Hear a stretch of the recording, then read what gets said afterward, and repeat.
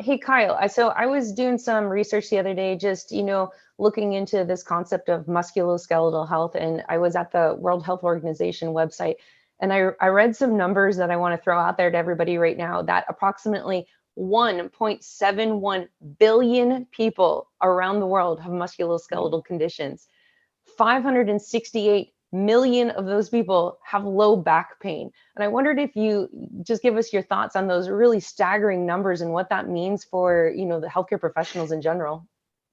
Yeah, it's a great point. It's unfortunate. The short of this is, and we've been studying this in depth for a number of years. I've really shifted my kind of background research to think about things from musculoskeletal health perspective. And my dissertation work and a lot of my consulting work today is in back pain. And back pain, for example, is continuing to rise.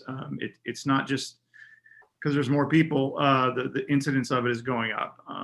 As with musculoskeletal health around the world, and particularly in the US, it's about, in generally 1 in 3, in the world 1 in 2. So 50% of US adults are going to have or currently have a musculoskeletal problem. About 1 in 3 have pain today. So it's growing, and Wow. we're part of that. We're it. I mean, that's the way. I mean, we all got to look in the mirror and be part of that.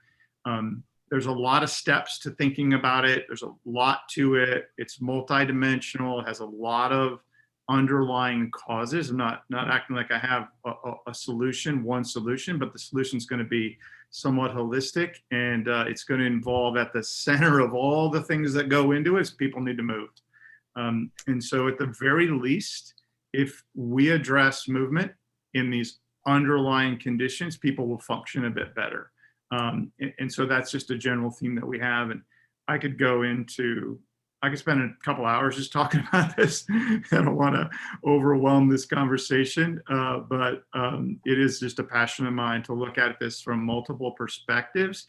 I guess one thing I will say is, if someone has a musculoskeletal health problem, you can be sure that they have a movement problem associated with that, but they also often have underlying behavioral health problems, underlying nutrition problems, underlying sleep problems, underlying breathing problems. So we apply our same model. We screen for problems, we find the biggest ones, and we start knocking those off one at a time, finding the biggest ones. Sometimes it's sleep, hydration, whatever it is. So we've got training to get you through that. It's well beyond just the SFMA.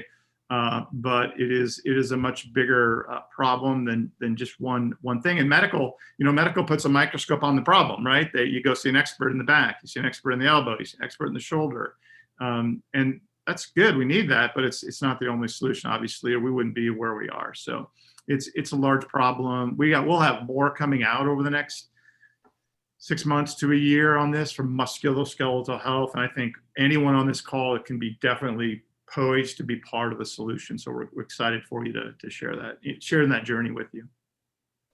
Thanks, Kyle. And here's another statement from the World Health Organization. Musculoskeletal conditions are the leading contributor to worldwide disability, with low back pain being the single leading cause of disability in 160 countries. That's these are staggering statistics for me. And we all on this Zoom right now are in healthcare, and we're working with people who are these statistics, these patients with low back pain.